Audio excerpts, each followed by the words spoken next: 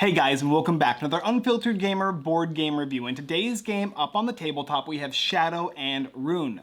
This is a tactical deck building game that plays 1 to 4 players, takes roughly 30 minutes per player, and is for ages 14 and up. And in the game, you are basically playing an auto battler. It will be a deck builder, then a auto battler. And auto battlers are basically, once you've placed your units onto the ground, they are going to do their work. Now in this game, of course, you'll be able to utilize actions to move your units, and so will your opponent. But when you're playing the single player variant, then you're going to actually have a kind of computer or AI that will move around and kind of act as though it's a secondary player with a full campaign mode. Now there's a lot to this game. There's a 1v1, a 2v2, and there's a single player, which I believe can be cooperative as well. But we're going to talk about the setup for and how to play the 1v1 mode. I'll cover a little bit about the other game modes as I've played them. I've even played them with a designer on Discord or Tabletop Simulator, so I can cover those and talk to you about those as well. But for the main part, I'll just talk about how to play the game and how to set the game up, and then of course my review for basically everything I've done in Shadow and Rune. Okay, so how do we set the game up Shadow and Rune? Well, the first thing that you do is you take the main game board out and place it within reach of all players. Then when you're playing a 2-player game, you're going to deal out a number of coins and a number of shadow bats to each player. They're going to get 8 basic coins, and then they're also going to get the 2 shadow bats. You can just take them from the pool of cards. You'll shuffle this up, and that will make for your deck, and then give them a player turn order, or phase card. There should also be a secondary board. This is the market board, in which case I would place all the HP tokens and the spawn tokens, as well as the cards you'll be using for the game. Now this can change from game to game and can vary based on how you choose to set it up, but in this case I have the basic setup, which will have the 3 different types of gold that will give you 1, 3, and 5 gold apiece.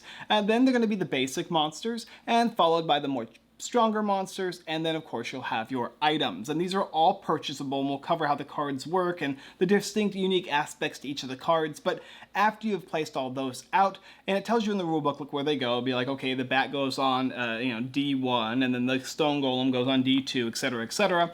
You'll set aside anything you're not utilizing, like for instance the solo mode campaign cards, etc., etc., as well as like the randomizer decks.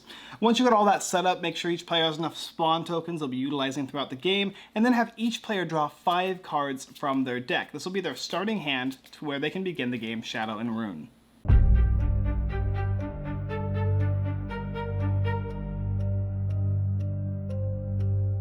Okay, so let's go ahead and start by getting into how the player turns will work. And the first thing you'll do is you'll take a look at this player aid here. This player turns and phases explains that each player will take in turn order the phases here listed and pass. You'll have the prepare phase, the main phase, your combat phase, where you buy, and then where you refresh, which is aka discarding and drawing new cards. And to start, you'll have your 5 cards in here, which are going to be coins and or bats, and you're going to start with the prepare phase. You will first remove any spawn tokens on the board. These are going to be these little tokens here on your creatures, illustrating that they were previously there on a previous turn, because all creatures have a summoning sickness like Magic the Gathering. Basically, when you play a creature out, it kind of stays put for 1 turn, and the next turn it can then become activated. And then you resolve any start of minion abilities. Now for this phase specifically, nothing's going to happen on your first turn because you won't have any monsters out and or spawn tokens out. And then you'll go directly into the main phase. You will get 3 actions on your turn. And the 3 actions that you can take are playing cards, gaining bonus actions, moving minions, and then healing your minions. Playing cards is the most basic one of all. It's where you're going to be simply taking cards and placing them out onto the field or onto your play space if they're an item or equipment type of card, and you'll spend the action cost in the top left hand corner of the card. My Shadow Bat here is going to cost 1 action to play out, and I can choose it to play him on any of the board spaces present. The first row in front of you is the melee space, which is spaces. This is where you have the swords, and the bottom spaces are going to be the bow or ranged spaces, and there's also the 5 spaces in the back here.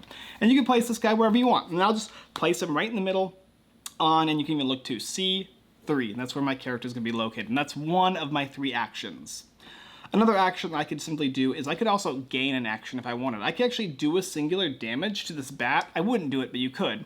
And then it would kill the bat, and it would give me another action. So you can actually spend damage on your creatures to take bonus actions throughout the game. You're also able to move minions too. Now when you place out a minion like this Shadow Bat here, it is going to be summoning Sickness, which means it can't attack this turn. But you can always move monsters. You can move for one action to the left or to the right. Now luckily, because I just spawned him in, I chose the space. He's exactly fine where he needs to be, but on a later turn, moving monsters was only going to cost you one action point for each space you move, never diagonally, only up, down, left, or right. You can also heal minions. You can spend 2 action points to remove 1 damage. So putting on 1 damage will give you an action point back. Spending 2 action points will remove a damage. Now obviously you can't do this with the bat because it only has 1 HP, but in general, that's how it works. And that's pretty much all the things you'll be doing. Now obviously you might be playing things like this Plated Armor, which says to draw a card and gain an action, and it costs 0 actions to play. But the idea is you play cards up until you can no longer play any more actions, and then you pass to the combat phase. Now in the combat phase, any minion you have that does not have a spawn token on it will be able to attack. And on the top right hand side of all character cards, it will distinguish where the card is going to attack from and where it's going to attack to. The square that is open is where the current minion is, and then these squares that are whited out are where the minion will attack to. Now, it's very likely that the minion will have just one space it will attack to. Maybe it's just in the front, it's just a melee minion like this bat here. But there are other characters like the Dark Wolf that will actually let you attack on the vertical left and right spaces of the wolf, doing a damage on each side, or 2 damage, depending on what the bottom left of the card says. On the bottom of the left of your card, it will tell you how much damage that the character does for each of its attacks, and how much HP the minion has, and if it ever goes to 0, it dies. The bottom right is the cost of the card, which we'll talk about later. And of course, there is a text in the bottom middle of the card that illustrates what the character can do. And sadly, my bat doesn't do any of that. But if my bat did not have a spawn token, it was battle phase, I would then attack with my bat. It automatically attacks wherever it is, and it does a damage to whatever is in the space it attacks to. So if it was another minion, that minion would take damage. If it's a blank space, the player takes damage. Just like in Magic the Gathering, how if you don't block a creature, the creature attacks, it will attack you as opposed to attacking the creatures. There are some creatures that can change this up, but in general, this is the main rule. Now, you'll lose an HP from your 20 HP and go to 19, or if there's a creature here, you'll take a damage, and if the creature goes to 0, it will die. Otherwise, it will stay. There's no retaliatory attacks unless the card says otherwise. It's just simply you doing damage with all of your creatures and or monsters to your opponent's creatures and monsters. Then you're going to go to the buy phase. Buy phase is pretty simple. You'll be playing, you got all these coins that you've played out. These are not actions. They don't require actions or anything to play. You just drop them out and you'll gain a certain number of gold. And then you'll go ahead and spend your gold on any of the cards that you want as long as you can afford them by buying them on the bottom right hand side of their card pool. So in this case I have 4 here, so I could pick up this Echo Dagger. It costs 4. It says that it does 1 damage, and every echo damage that was played before this card will give this card +1 more damage. And it's for 1 action, and it tells you that it basically does 1 damage to any of the melee spaces on it. This card will also go to the discard pile, and you'll place it just like this here.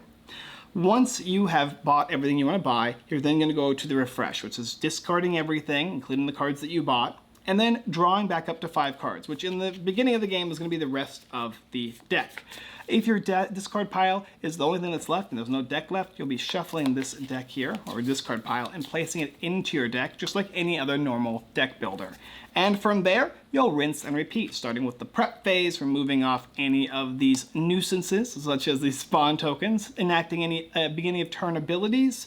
Then you're going to go ahead and go to main phase. Play your cards out, place your coins out, play your attacks, play your creatures, move your minions, gain new actions, heal your minions, and then the combat phase. Everything without a spawn token just swings in, does damage to your opponent or does damage to your opponent's monsters, and then buying. Buy whatever you want as long as you can afford it, and I don't even think there's a requirement. Spend gold to buy purchase cards from the supply. Purchase cards go to the discard pile. Yeah, so there's no, you can buy as many as you like as long as you have the gold for it. And then refresh. Discard everything, draw 5 new ones, and if your deck is empty and you have your discard pile, you'll shuffle it in to make your deck. And there you go. That is the game Shadow and Rune. It's a pretty straightforward deck builder, but as you can see, it has this kind of auto-battler component to it, even more so in the solo campaign. But now that I've given you the basic idea of how the game is played, let's go ahead and cover what I think about it. So before I get into the full nitty-gritty of what I think about the game, and positives, maybe negatives, I want to talk about some unique aspects to Shadow and Rune, because I just explained to you the 1v1 mode. Now, there is a 2v2 mode as well, and it plays just like Shadow and Rune plays, with some caveats, with some life total differentiation, and we also have player markers, so we're going to be using these little markers here to indicate whose monsters are whose, because they come and fill the same side of the game board up. And so you'll have your own player markers to distinguish your monsters from your allies. And that's just one unique little aspect to this game, being able to play 2v2. And basically utilizing your monsters in the same way. And of course, items. And you can work together. Usually, maybe somebody plays all monsters, somebody goes with the items, and you kind of cohabitate this kind of unique one-on-one situation, or you both go for a variety of everything and make the most busted deck you possibly can. There's also a single player mode, which involves kind of this Slay the Spire style deck, where you'll be placing out a number of these cards here to form a kind of grid, and where players are going to be able to choose like which area they start with, which of the specific campfires they want to start with, and when they move from card to card, previous cards will be removed and new ones will be added. So you're constantly moving in this grid and being able to go to different unique spaces. There are spaces for basic mobs, elite mobs, places where you can purchase monsters or purchase items, places to rest so that you can gain your HP back or remove cards from your deck and that kind of thing. And also, this deck is also used as a randomizer when determining where placing monsters go for the AI. And the AI is kind of simple. It has its own basic rules of when you fight a type of monster, like a regular monster, you'll actually take a number of the basic ones, shuffle them up, randomly choose a number of them, get 2 of each, and create a deck. And this deck is what you'll use to fight with against the AI, who functions just like another player, but when he places out his monsters, they are going to be starting in a certain position based on wherever the card is drawn, and they'll move forward and attack. And that's kind of what they do, and they'll fill in certain spaces on the grid and move in, but they all function very mechanically, right? Moving in, attacking, etc., etc. And you have to deal with them as they come. And if you choose a path that's more dangerous, you might get more gold and more value, because you're going to get more gold based on the monsters that you're able to kill, but it might be a little more difficult as opposed to going the easier track. And your objective in this game mode is to find a number of runes, which are located on specific spaces here. There's a requirement to do so, but once you get all the runes, you will then win.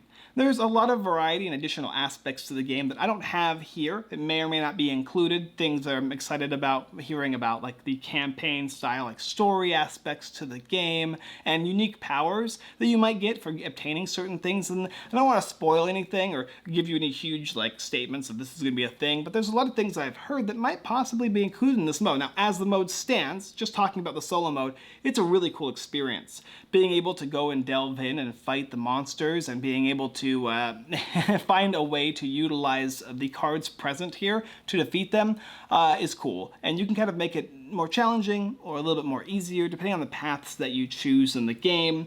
And the one drawback, which I believe is actually going to be fixed, is you can kind of create the busted deck, go slow, and permeate, pick the best things that you can, and eventually you'll have this busted deck and you can just go in and deal with everything. Now that takes a bit of time, so maybe there'll be some type of like timer in the game or something like that, but otherwise it's a really creative mode. I like the idea of choosing my own locations, similar to Slay the Spire, being able to customize my deck as I see fit. The way that the mechanics work for the basic PC player feels good, it's fun, it's enjoyable, and it works very, very well. And everything makes sense when placed on the game board. You know what your opponent's going to do next, which is going to help you better assess your turn, but the monsters on their side are challenging, and there's a lot of them, and it's free to do so with them. Then we have the single player experience, or sorry, 2-player experience, me versus you, right? And this has a lot of customization. The fact that over here on this game board has a variety of different choices that you can have. This is the starting setup with a bunch of different monsters and weapons and whatnot. And they all have their own unique abilities. We'll cover some of the items first, like the mage robes. You can exhaust a card in your hand, get rid of it, and then draw a card, and this is free. So this is a way you can kind of thin out your deck. Or plate armor. It'll let you draw a card and gain an action for a singular 0 points. So it's a way to kind of get through your deck as well. Goblin Bow lets you do a damage to any space and then draw 2 cards. It's a shot from anywhere, and it's a card draw, but it does cost an action. Long Swords will do a damage, let you draw a card, but at a cost of 2. Plate Boots let you draw 3, discard 1 at a cost of 1. And then we have some monsters I'll talk about. There's a lot of monsters. Obviously, the bigger they are, the more powerful they have ability-wise, but the Goblin Guard, whenever it's attacked by another melee minion, it does a damage back. So this is kind of the one monster that will actually retroactively attack you when you attack it. So it's a pretty cool ability. Bone Archer is basically able to attack at a range, and it can be spawned from my discard pile for a singular action. Dark Wolves, while a little bit expensive in terms of cost, but mainly in terms of actions, meaning 3 of them, what he's able to do is pretty cool. When Dark Wolf is in play, other Dark Wolves cost 1 less to play, and it's able to attack in 2 diagonal spaces in front of it.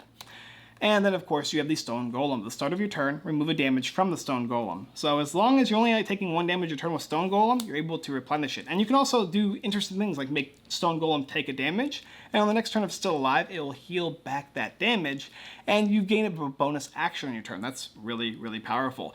There's a lot more unique items in here, and even the ones I didn't show you here, but I want to give you an idea. Like, there's monsters that will reanimate cards from your graveyard and bring them back into play as kind of like a skeleton. There's monsters that kind of do special abilities, unique aspects to the game. I don't want to spoil all of them. You can check out the Kickstarter campaigns to see for yourself, but that's kind of an idea of how the game works, and it feels like an auto battler. This plays like an auto battler that I've played online. There's a bunch of these like chess-style auto battlers. This has that feeling with the deck builder customized inside. The 1v1 experience is really fun. You guys are going back and forth, kind of like Ascension, building up the best possible deck you can, determining is it better to attack my opponent directly or deal with that monster that's doing 3 damage to me a turn? And if so, how am I going to do that? What's my best course of action? What's the best next card to purchase? It all has that great deck building feel to it, and it has the great option of choice and how you place minions as to whether or not you want to kind of mitigate the damage with your own health or with their health. And you have all that kind of potential choice that you can make in this game. So yeah, as far as deck builder goes, it's very solid. It's very straightforward. And as far as the kind of auto battler goes, it works great mechanically, not only in the 2-player mode, but also in the solo player mode. That actually works really well as well. This is kind of a dark noir, it's like a dark fantasy noir style game. And I really like the art. It feels good. The characters all feel like they're part of the same universe. All the armor and equipment feel like they're all part of the same universe. The way in which you can purchase things and place them out feels like you're kind of this overlord dropping down monsters and pushing them in to deal with your opponent, and they're doing the same. And it's like this back and forth, kind of like those old tower defense games where you're coming at each other with the monsters. I don't know, it feels good. I enjoy that. I love the artwork for the game. It's very dark, and I'm a sucker for deck builders and auto battlers, mainly on PC, but you put them together and into a game like this, I'm down. My main critique for most everything in this game is I just want to see more. I'd like to see more items, even though there's still quite a bit in the box here. I want to see unique little aspects to the story for the solo mode. Any extra, a boss maybe, that would be really cool. There's a bunch of little things that I'm like, ooh, wow, what if they did this or that? I mean, it could be for a later expansion, because what you have here is a full game. It gives you the full experience of the 1v1, 2v2, and the single player mode with enough customized variants to last a long time. And speaking from experience personally, do I play a game more than 20, 30 times? Probably not, and this game will give you more than that as far as playthrough goes, so I shouldn't really complain, but it's just something I think like, oh man, wouldn't it be cool if this and that? So there's a lot of options of potential opportunity that exists in the game as far as what you can do, but also what can be done later. So if this game gets funded well, I'm sure there's going to be some additions to this game because it has a lot of potential. So mechanics, theme, the style of game, the mechanics put together work really well.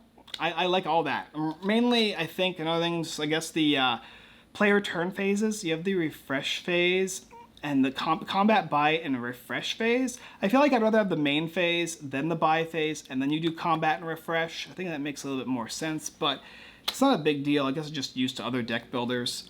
It's one of those things that's stuck in my head, but yeah, there you go. That's Shadow and Rune for you. A really cool game that feels like I've played it before, because I have these unique mechanics, but put together, it's a unique individual experience I haven't actually tried before as far as this kind of auto battler goes. It's one of the better auto battlers I've played. In fact, probably even the best one. I can't really think of another auto battler that has played as well as this one. It's so straightforward with unique choices. So yeah, it's good. As far as picking this game up, there's a link down below where you can go ahead and check out the game before it's live, and of course, when it is live, if you're watching on the Kickstarter campaign, then you can go ahead and do so. All right, guys, let's go ahead and cover the wrap-up, but yes, for me, this is gonna get a seal of approval. This game is really, really solid, and I think you guys, if you like what the mechanics sound like, you're going to enjoy Shadow and Rune. Thank you guys for watching another Unfiltered Gamer board game review for the game Shadow and Rune. If you're interested in picking up this title, you can go ahead and do so. I have a link down below in the description. For you people that are into deck builders and auto battlers, I think this is going to be something that's really new and unique on the market, that's going to be fun, exciting, and something that you can easily teach. It's something that just like all fits into all those great categories for you. If you want, you like our videos here, you can go ahead and like, comment, hit the subscribe button so we can make more content. Games like this are games I like to do live streams on. I feel like this will make for a good 2v2. Maybe at some time in the future I will do that. Maybe even during the campaign, we'll see, because it's really great to watch and see a game and how it's played mechanically to determine if it's good for yourself as opposed to just listening to me. And this is a great game that's so simple and straightforward. When I sit down with you and play live, you can see and go, ah, that's what the game is like. Yes, I like it. No, it's not for me. All right, guys, thank you so much for watching. And as always, I look forward to delving into the depths with myself in the solo player mode, or fighting you with my armor and monsters next time. That's so cheesy.